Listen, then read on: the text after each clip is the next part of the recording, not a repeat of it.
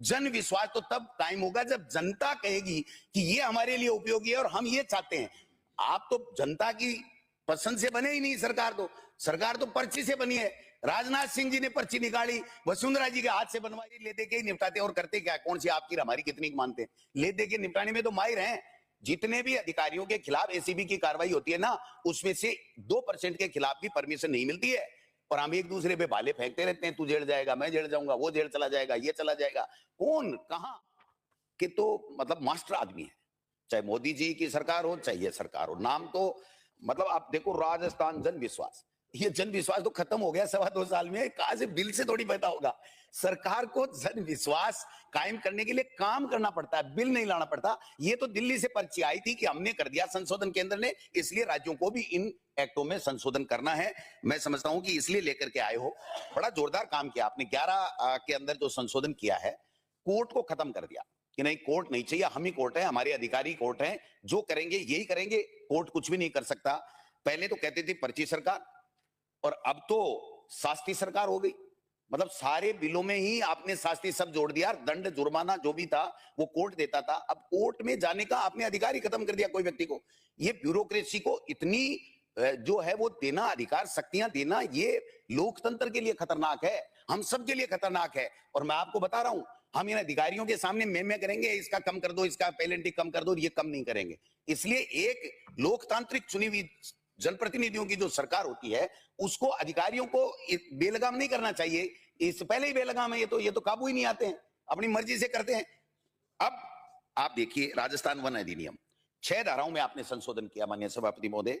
क्या किया, 5-5 हजार की पेनल्टी, 25 हजार की पेनल्टी, 500 से 25,000। सर ये कौन सा तरीका है सर?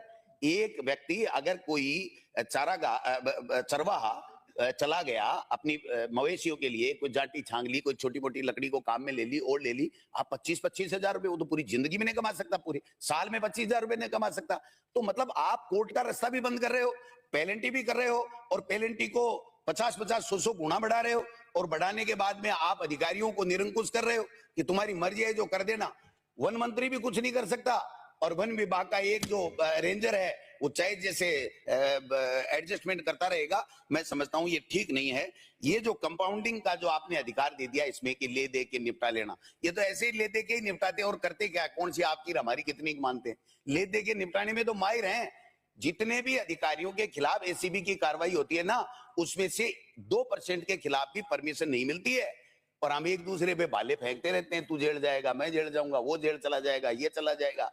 कौन कहां, इनको जो निरंकुशता है इनकी अधिकारियों की, इसको कम करने के लिए ये हाउस के अंदर हमारे को डिस्कशन करना चाहिए और वैसे बिल पारित करनी चाहिए।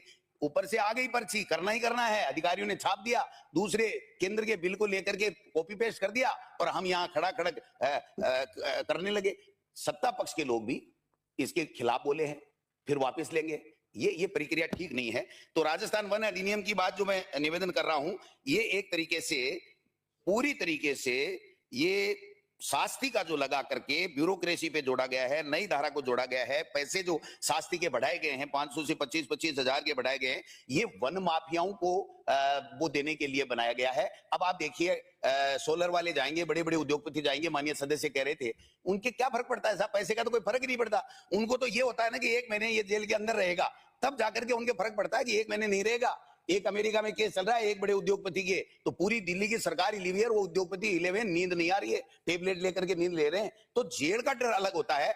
हमको लोग रोजाना कहते हैं जेल जाएगा, जेल जाएगा, हम नहीं डरते, वो अलग बात है। कोई डरता है वो अलग बात है। लेकिन मैं ये कहना चाहता हूं कि ये जुर्माना लगा करके, आप तो मंत्री जी, आप तो न बोलो तो अच्छा है, अपना पूरा हो जाए काम। अब आप प्रतिस्थापित करके कर रहे हो, आप इस तरीके से कैसे कर सकते हो, चाहे जैसे मर्जी है। लेकिन मैं ये कहना चाहता हूं कि ये पर्ची आ गई, आपकी मजबूरी हो गई होगी, लेकिन हमारी मजबूरी नहीं है। भारतीय जनता पार्टी की सरकार की मजबूरी हो सकती है, लेकिन हम जो जनप्रतिनिधि जनता के द्वारा चुन करके आए, जनता की आवाज विपक्ष के रूप में बोलना चाहते हैं, उनकी कोई मजबूरी नहीं है। हम हमारी बात कहेंगे और हम कोशिश करेंगे कि इस तरीके से नहीं हो। कोई एनजीओ है, कोई ट्रस्ट है, अगर वो शिक्षा दे रहा है तो उसके लिए भी 2 लाख। और ये जो बड़े बड़े यहाँ पर आप मंत्री जी को घुसने ही नहीं देते अंदर, और कार्रवाई भी नहीं कर सकते, सीबीएसई करेगी, 2-2, 2.5, 3-3 लाख रुपए के एक बच्चे की पहली, दूसरी, तीसरी के लेते हैं, उनके लिए भी वही पेनल्टी। उनके पैसे का कोई मायना ही नहीं है।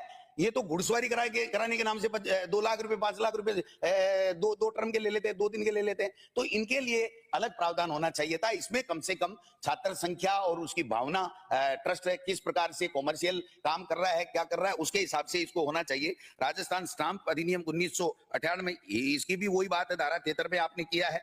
और उद्योग राजस्थान राज्य जो है सहायता उद्योग अधिनियम 1961 औद्योगिक विकास के लिए, ये भी इंस्पेक्टर राज कायम कर दिया आपने। तो एमएसएमई छोटे जो उद्योग लगाने वाले लोग हैं, एक तरफ तो हम कहते हैं कि उनको हम सुविधाएं देंगे और सुविधा देकर के वो अपना स्टार्टअप शुरू कर पाएंगे, और एक अडानी अंबानी जैसे बड़े उद्योगपति, तो आप उन सब के लिए एक ही कानून लेकर के आ रहे हो, एक ही शास्ति लेकर के आ रहे हो, तो ये कहां तक न्याय है? दिल्ली वालों की तो सोच समझ में आती है कि बड़े उद्योगपतियों को फायदा देना, गरीब उनकी केंद्र बिंदु में नहीं है, गरीब के लिए कोई नहीं है, लेकिन आप भी वही काम करने लगे। तो इतना तो कम से कम विवेक इस्तेमाल करना चाहिए कि बड़े उद्योगपतियों के लिए किस तरीके की बात होनी चाहिए और छोटे लोगों के लिए किस तरीके की। राजस्थान विद्युत शुल्क अधिनियम 1962 साहब, ये तो आपने जोरदार काम कर दिया। मतलब वही तो परिवादी होगा, वही फैसला करेगा, वही जज होगा, सब कुछ उसी के भरोसे छोड़ दिया। वैसे ही इनसे तो किसान परेशान है, और आपने फिर कर करके उसको कर दिया कि 25,000 50,000, पता नहीं इतने इतने पैसे कहां से किसान लाएंगे। गरीब अगर किसी ने छोटा मोटा लट्टू भी चास लिया और उसके अगर कोई बात है, पहले तो कोर्ट में जाकर के वो अपनी फरियाद तो कर सकता था। सर कोर्ट नहीं होगा ना तो ये लोकतंत्र ही खत्म हो जाएगा। मैं आपको बता रहा हूं, ब्यूरोक्रेसी और तानाशाही सरकारें हो जाएंगी, चाहे कोई भी हो। जब तक कोर्ट है तब तक आदमी को ये विश्वास होता है कि मैं जाकर के मेरे कोर्ट से न्याय मुझे मिलेगा, और मिला भी। आपने देखा भी होगा कई जगह कई फैसले हुए हैं, चाहे जिसको चाहे जो जेल में डाल दो, किसी की ईडी भेज दो, किसी की और कर दो, और वो जाकर के आते ही हैं। इसमें क्या दो राय है आप बताइए? तो मतलब एक लाठी से आप नहीं हाँक सकते। आप भेड़ के बच्चे को भी उसी तरीके से मार रहे हो और भैंसे को भी वैसे मार रहे हो। भैंसे के दूध की बात नहीं कर रहा हूं मंत्री जी, मैं भैंस के दूध की बात नहीं कर रहा, मैं तो उसकी कह रहा हूं। राजस्थान नगर पालिका में तो सारा एक्ट में ये जो है वो ये पता नहीं कितने कर दिए। आप बताइए निर्वाचित प्रतिनिधि क्या करेंगे? आपने सारे अधिकारियों को पावर दे दिए। आज नगर पालिका में चेयरमैन है, पंचायत राज में प्रधान होता है, जिला प्रमुख होता है, उसको तो पता ही नहीं। वो तो बेचारे 5 साल इसी काम में लग जाएगा, गिड़गिड़ाते हुए साहब कम करना, ध्यान रखना, पेनल्टी कम करना, पेनल्टी कम करना। इसमें यह भी नहीं है कि किस प्रकार के प्रकरणों में कितनी पेनल्टी होगी, कम कौन कर सकता है, ज्यादा कैसे होगी। मैक्सिमम करे उसकी मर्जी, मिनिमम करे उसकी मर्जी, यानी लेन देन का सौदा तय हो जाएगा। इसके अलावा कुछ भी इनसे कोई फायदा होने वाला नहीं है। तो मैं यही निवेदन करना चाहता हूं, एक जो आपका कानून आया है जयपुर जल प्रदाय और मल बहन बोर्ड है, ये भी है, इसमें भी इसी तरीके से आपने 1,000 रुपए से 10,000 रुपए कर दिए। अदालतें एक तरीके से आपने खत्म करती है। अब तक कानून का राज था, और इन 11 एक्टों में संशोधन के बाद में अधिकारियों का राज हो जाएगा, इंस्पेक्टर राज कायम हो जाएगा, भ्रष्टाचार की भेंट चढ़ जाएगा पूरा प्रदेश, और पूरे प्रदेश में भ्रष्टाचार होगा। ये मैं आपसे निवेदन करना चाहता हूं कि न्यायालयों की स्वायत्तता को बनाए रखकर, एक आदमी का अधिकार होता है सभापति महोदय कि मुझे अगर कोई तकलीफ है, मुझे समझ में नहीं आ रहा, गलत हो रहा है मेरे साथ में, तो मैं कोर्ट में जा सकता हूं। 107-16 का इस्तेगासा होता है।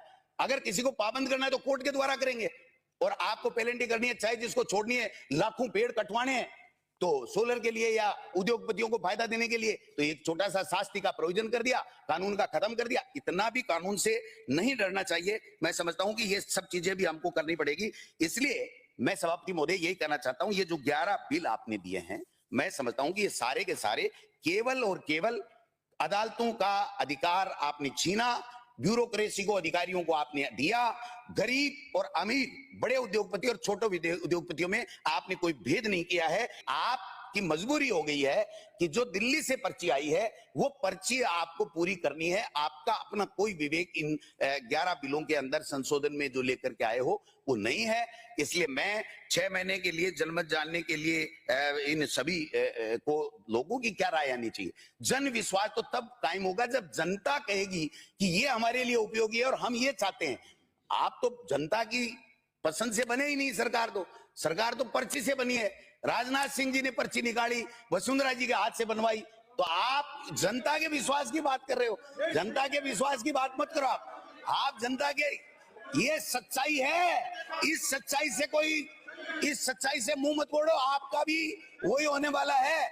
माननीय सभापति महोदय, इतने सीनियर आदमी को मंत्री नहीं बनाया, इतने सीनियर आदमी को यूडीएस मंत्री रहा आदमी यूडीएस मिनिस्टर के सामने गिड़गिड़ा रहा है कि मेरी नगर पालिका में ईओ लगा दो। तो ये जो हो रहा है ना, ये पर्चे सिस्टम खत्म होना चाहिए और इन में संशोधन नहीं होना चाहिए। जब तक जनता की राय नहीं आ जाए तब तक नहीं होना चाहिए। ये मैं निवेदन करना चाहता हूं। Thank you.